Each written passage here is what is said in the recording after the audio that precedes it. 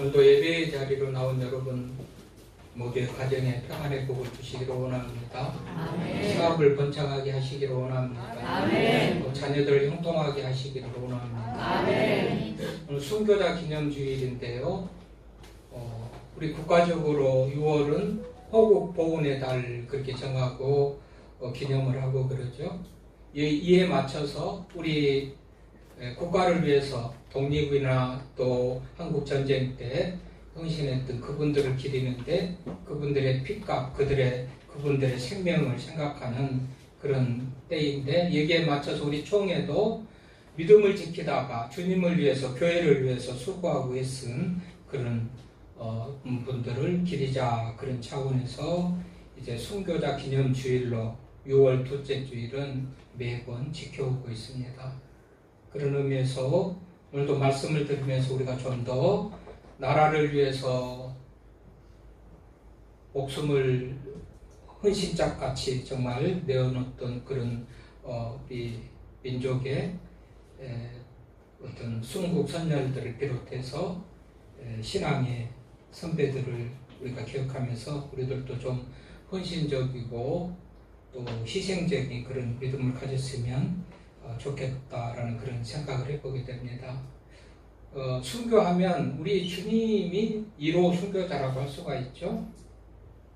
물론 그전에도 믿음 때문에 순교를 하시는 분들이 많이 있지만은 우리 주님은 하늘 보좌를 버리고 이 땅에 오셔서 우리 죄를 사하시기 위해서 십자가에 죽으시고 부활하신 우리 주님이야말로 순교의 모범을 보이시고 이후부터 주님을 믿는 많은 사람들은 이 순교적인 삶을 살았어요. 믿으면 죽인다 그래도 죽이면 죽어라 하고 믿음을 지키고 살았잖아요.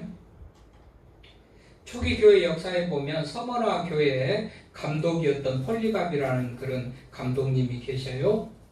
이분은 48살 나이가 많은데 로마 황제의 핍박이 심합니다. 그래서 아마 로마 황제들도 어른이고 나이가 많은 분인데 함부로 하기가 죄송해서 그랬는지 정말 감독님 예수님을 모른다고 하십시오.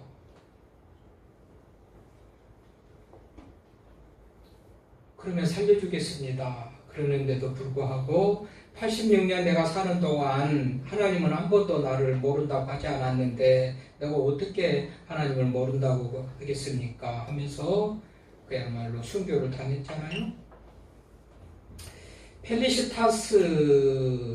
펠리스타스라는 여성 성도가 있어요.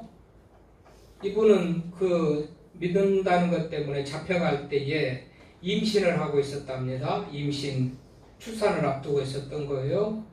그래서 이 아이 생각하고 이 아이 때문에 이 생명 때문에 내가 예수님을 모른다고 부인하는 일이 있으면 안 되는데 어떻게 하나라고 기도하며 걱정하는 중에 아주 생각지도 않게 일찍 맞으면 조산을 하고 출산을 해요. 그래서 그 생명을 교인에게 입양을 시키고 본인은 순교를 당하게 되는데요. 아이가 있었다면 아마 마음이 변해가지고 예수님을 모른다고 그럴 수도 있을 그런 갈등이 있었을 텐데 아이가 다행히 빨리 출산하면서 이런 배신의 기회를 맞아면 놓치고 순교하게 된 것에 대해서 영광으로 생각하는 그런 기록들이 남아있어요.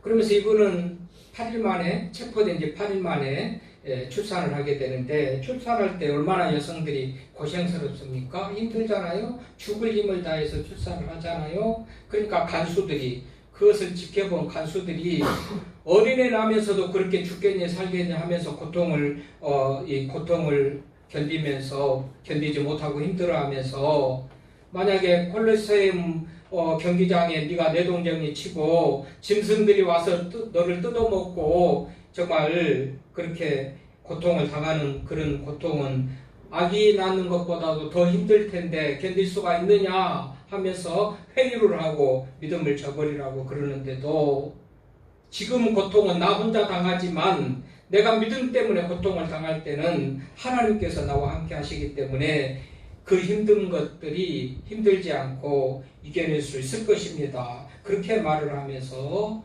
결국은 목숨을 잃고 순교하는 그런 얘기들이 초기 교회 역사 속에 수두룩하게 많이 기록되어 있죠. 그러면 초기 교회만 그랬고 그 이후에는 없었는가? 아니죠. 우리가 아는 대로 우리 양화진에 가면, 합정동 양화진에 가면 순교사 묘역이라는 데가 있잖아요.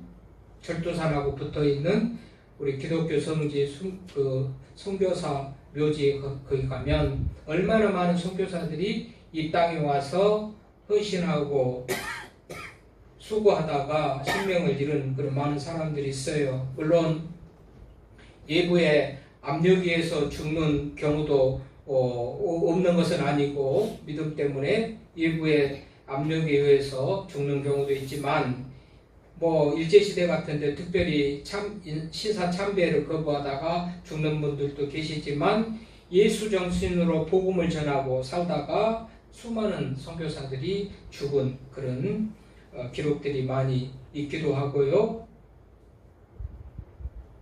그러니까 초기 교회에서만 그랬던 게 아니고 우리 한국 교회 초기 교회사를 보면 1889년에 호주 선교사가 우리나라에 입국을 해요. 조셉 헨리 데이비스라는 선교사인데요. 이분은 40일간의 배를 타고 우리 한국 부산에 도착합니다. 부산에서 또 서울에 와가지고 5개월 정도 선교의 계획을 세우고 어느 지역에 가서 어떻게 할까 이런 계획을 세우면서 준비하는 그런 과정을 한 5개월 동안 서울에서 그렇게 준비를 하고 부산으로 내 선교지를 정해야 되겠다 하고서 부산으로 내려갑니다. 걸어서 내려갑니다. 서울에서 부산까지 걸어서 내려가는 동안에 대구주 맞을 때 폐렴이나 천연두 이런 질병으로 쓰러집니다. 그래서 우리나라에 온 지 6개월 만에 결국은 세상을 떠나게 되는데요. 부산에 복병산이라는 산에 묻혀 있다고 그래요.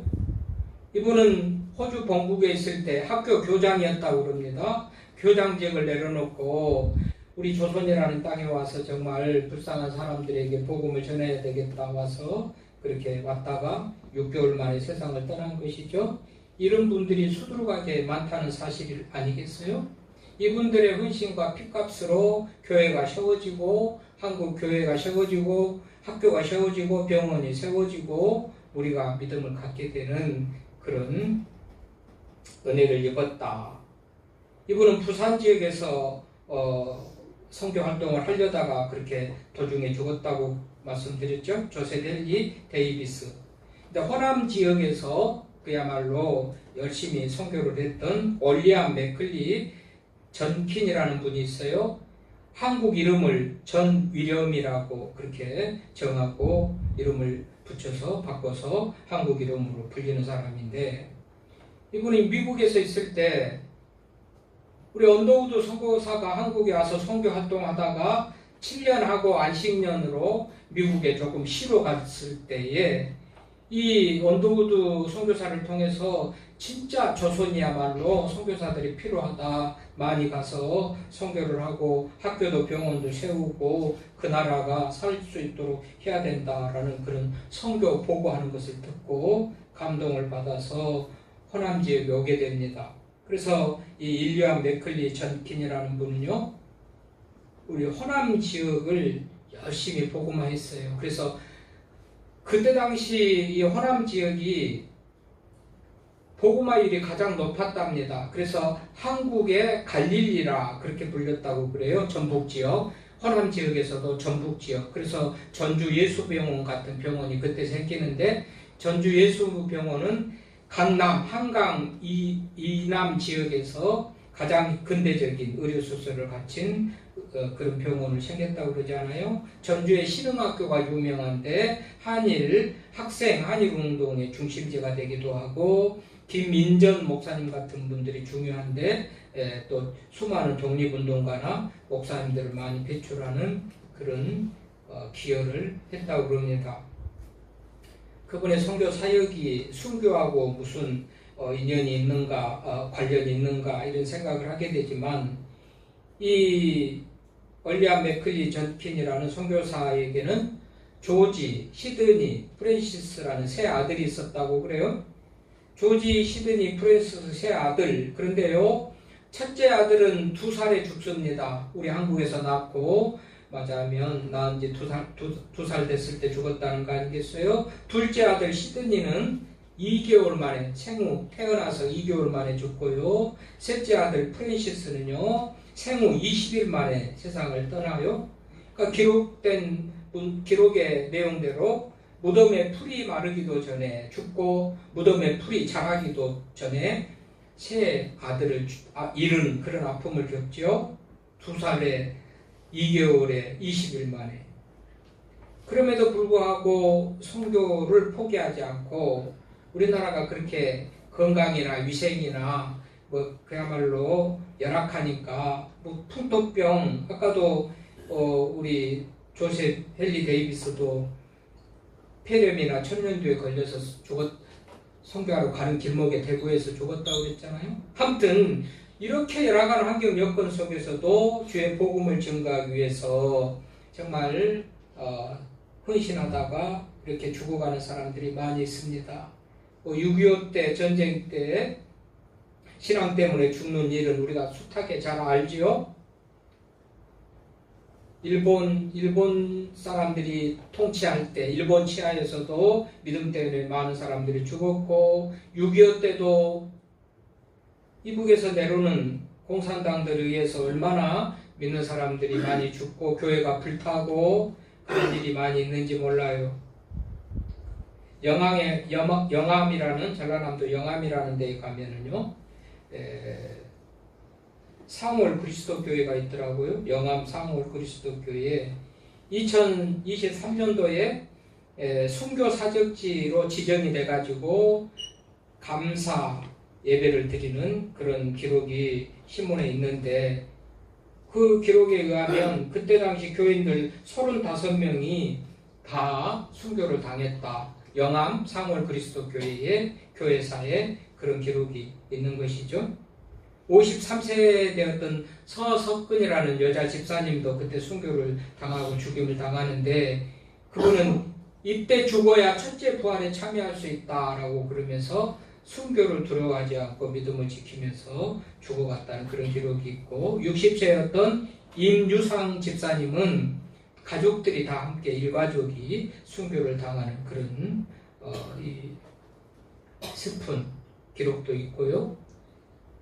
당시 상월 그리스도 교회의 교역자는 40살인 신덕철 전도사인데 이분도 가족들도 함께 죽임을 당했고 강주 양림교회 백석현 목사님이라는 분이 강주 지역의 교회라든지 그 지역이 그렇게 사람을 죽이고 믿는 사람을 잡아 죽이고 그러니까는 피신해 온다고 온 게 처갓 동네인 이 영암 상월 그리스도 교회 처갓 동네로 왔다가 사람들이 그때는 다 밀고를 하잖아요. 저 사람 교회 다녀요. 저 사람 예수 믿어요. 우리 동족들이 이웃들이 평상시에 감정이 나쁜 사람들이 그냥 다 고발을 하니까 이 백석현 광주 양림교회 목회하다가 이쪽 지역으로 피신해 와 있던 그분도 밀고에 의해서 그렇게 죽은 기록이 있다고 그러네요. 왜 이렇게 예수 안 믿는다고 그러면 살려주고 아무 일도 없는데 끝까지 예수님을 믿는다고 부인하지 않고 그렇게 믿음을 지키면서 죽어갈까? 영혼에 대한 소망도 있고 천국에 대한 소망, 영생에 대한 소망도 있고 믿는 자들에게 약속한 여러 가지 구원의 또 영생의 천국에 대한 그런 약속의 말씀을 믿는 그런 믿음이 결국은 순교도 두렵지 않게 하는 그런 믿음을 갖게 했겠죠. 자, 오늘 본문 말씀에 보면요, 이 순교자들이 있는 자리가 제단이라는 것을 말하고 있죠. 9절에 보니까 다섯째 일을 떼실 때 내가 보니 하나님의 말씀과 그들이 가진 증거로 말미암아 죽임을 당한 영혼들, 이 이 죽임을 당한 영혼들은 하나님의 말씀과 그들이 가진 증거로 말미암아 죽임을 당했으니까 이런 사람들을 일컬어서 순교라고 그래요. 순교자다 그래요. 예수님 때문에 믿음 때문에 말씀을 지키다가 혹은 말씀을 증거하다가 예수님을 증거하다가 죽은 사람들, 그러니 이런 사람들을 순교자라고 그래요. 근데 그렇게 내가 하나님의 말씀과 그들이 가진 증거로 말미암아 죽임을 당한 영혼들, 이 순교자들이 영혼들이 제단 아래에 있어. 그래요? 제단 아래. 여러분, 제단은 하나님 앞에 희생 제물을 드리는 곳이잖아요. 하나님께 제사를 드리는데 짐승을 잡아가지고 제단에 올려놓고 무슨 이전에 제단에 올려서 불 태우기 전에 피를 흘려서 피를 빼서 또 제단에 뿌리기도 하고 제물을 불에 태워서 하나님 앞에 드리는 하나님과 인간 사이에 가장 가까운 곳에 있는 그 제단 그 아래에 순교자들의 영혼이 있다 그렇게 했죠. 이거는 우리가 그저 흘려 읽고 넘어갈 수 있을 수도 있겠지만 굉장히 의미 있는 곳이죠. 제단 아래에 있다는 거예요. 제단에 있는 거예요. 제단 앞에 있고 하나님과 가장 가까운 곳에 있고, 그럼 구약에서 제단이 어디입니까? 성막과 성전의 구약 시대에 뭐 우리 현실로 하자면 뭐 강대상 이곳 하나님과 인간 사이에 그 중간에 화목 제물의 역할을 하는 그런 것이 제단 아니겠어요? 거기에 가장 성도들로 하자면 가장 앞자리, 하나님으로 하자면 가장 앞자리, 가장 하나님과 가까운 그 자리, 그야말로 순교자들이 영혼이 있으니 얼마나 영광된 자리인지 모릅니다. 이 제단을 생각하면 생각할수록 말이죠. 거기에 순교자들의 영혼이 있는데요. 가만히 있는 것도 아니고 뭐라고 그래요? 그 영혼들이 큰 소리로 불러 이르되 10절에 거룩하고 참되신 대주제여 땅에 거하는 자들을 심판하여 우리 피를 갚아주지 아니하시기를 어느 때까지 하시려 하나이까 하니 그래요. 그러니까 이들이 다 순교자라고 그랬잖아요. 순교는 사람들이 끌어다가 죽이고 예수 부인하고 예수님을 부인하면 살려주고 예수님을 부인하지 않고 믿는다고 하면 죽이고, 그래서 대적자들 핍박자들에 의해서 이들이 죽었으니 어찌 보면 오늘 보면 언제까지 이들의 핏값을 갚아주지 아니합니까? 이게 어떻게 보면 원수를 좀 갚아주십시오, 보복해 주십시오, 복수해 주십시오라는 그런 하소연 같이 들리죠. 이거는 뭐 내 피를 흘린 사람, 그 사람을 보복해 달라고 원수를 갚아달라고 하는 그런 말 같이 보이지만 사실은 복수가 보복이 아니어도 하나님의 공의, 하나님의 정의, 하나님의 의는 악인은 심판을 당하고 악인은 죽는 것이 하나님의 공의고 정의이기 때문에 내 억울함을 풀어달라는 그런 복수를 호소하는 그런 게 아니고, 하나님 공의롭잖아요. 하나님은 정의롭잖아요. 하나님은 공의롭게 심판하고 판단하셔서 벌할 자를 벌해주고 믿는 자의 피를 흘린 그들의 핏값을 우리 하나님께서 속히 판단해 주십시오라는 그런 호소죠. 그렇죠. 하나님은 공의로우신 하나님인데 의로운 자는 의롭게, 악한 자는 악하게 우리 하나님께서 심판을 하시고 그에 상응한 영광을 주시기도 하고 그에 상응한 벌을 내리기도 하실 것 아니겠어요? 그래서 말하자면 순교자들의 영혼이 하나님 앞에 그렇게 호소하는 것이죠. 근데 우리 하나님께서는 뭘 하십니까? 그렇게 기도하는 순교자들에게 하나님께서는 11절에 보니까 각각 그들에게 흰 두루마리를 주시며, 여러분 흰색 승리와 의로움을 상징하는 것, 순결과 어떤 승리를 상징하는 색이 하얀색이에요. 흰 두루마리를 주신다. 두루마리는 더 충만함과 넉넉함과 이런 것들을 또 말할 수도 있죠. 보통 옷보다도 더 위에서부터 아래까지 더 길게 내려오는 두루마리는 더 넉넉하게, 더 풍성하게 주시는, 그 영광을 주시는, 승리와 의로움을 인정하고 네가 승리했다, 네가 이겼다라는 그런 흰 두루마리를 주시며, 네가 이겼어, 네가 순교를 당하고 네가 죽음을 당하고 네가 지금 진 것 같지만 내가 볼 때는 네가 이겼어 라는 그런 의미의 승리의 상징인 흰 두루마리를 주시고, 그것도 옷으로 주는 것보다도, 의복으로 주는 것보다도 아주 넉넉하게 인정하는 것 같은, 위로부터 아래까지 충만하게 인정하는 그런 두루마리를 주시고, 네가 의로운 자야, 죄 때문에 죽은 게 아니고 네가 진 게 아니고 대적자들과 핍박자들이 너를 죽였는데 네가 억울하게 죽었고 진 죽음이 아니고 네가 승리한 죽음이다, 그런 의미의 흰 두루마리를 주시고, 그러면서 이르시기를 뭐라고 그래요? 아직 잠시 동안 쉬고 있어라. 수가 차기까지 좀 쉬고 기다려라. 수가 차면 완전히 이제 하나님께서 그 심판을 이루시겠다라는 그런 의미 아니겠어요? 이 수가 찬다는 것은 한마디로 세상의 종말을 말한 겁니다. 예수님이 다시 오실 그때를 말하는 거예요. 그러니까 여러분, 순교적인 삶이라는 것은 어느 한 고비만 넘으면 끝나고, 순교적인 삶이라는 것은 어느 한 때만, 어느 한 이기만 넘기면 되는 것이 아니고요. 어느 정권만, 로마가 통치하다가 로마가 망하면 끝나는 것이 아니고, 예수님의 재림 때까지, 그 수가 찰 때까지라는 것은 예수님이 다시 오실 때까지 기다리고 기다려라. 그러면 내가 다시 오면 그때는 공의롭게 정의롭게 내가 심판하고 판단해 줄게. 그때는 너희들을 위로하고 내가 상급을 줄게 라는 그런 말로 해석이 되어지는 말씀이에요. 그런 의미에서 제가 그래서 제목을 죽어야 끝나는 순교적인 삶.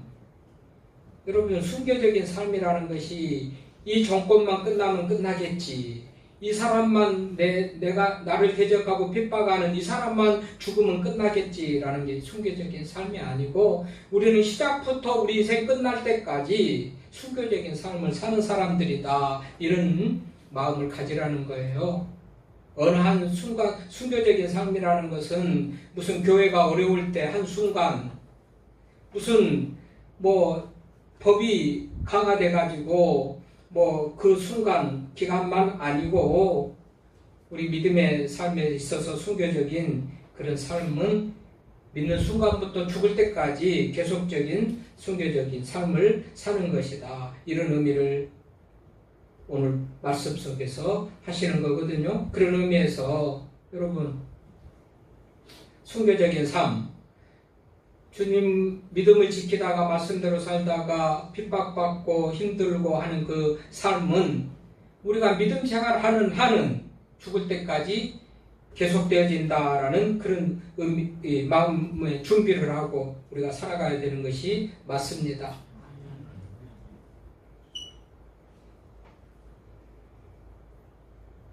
자, 이렇게 사는 자들에게 우리 하나님께서 오늘도 제단 앞에 우리들이 있게 하고, 그렇잖아요? 요한계시록을 보면 순교자들이 가장 우대받고 가장 영광된 그런 자리와 위치에서 많은 사람들에게 존경받는 그런 자리와 위치에 있는 것이 순교자들이 있는 자리구나, 이런 사실을 늘 기억하면서요, 내가 잘못하거나 범죄하거나 무슨 지혜롭지 못해가지고 당하는 그 고통, 이게 순교는 아니에요. 이런 것을 순교로 착각하지 말고 정말 예수 복음을 전도하고 복음을 전하고 정말 믿음으로 당하는 그런 고난, 이것이 순교일진데, 이렇게 사는 자들에게는 우리 하나님께서 우리들에게 그에 상응한 그런 영광과 기쁨을 주시는 것을 우리가 기억하면서 좀 더 우리도 세상 사람 살아가는 동안에 주님을 위해서, 교회를 위해서 좀 더 헌신하고 희생하고 선교자적인 그런 삶을 살아가는 우리 모두가 될 수 있기를 바랍니다. 기도합시다. 하나님 아버지 감사합니다.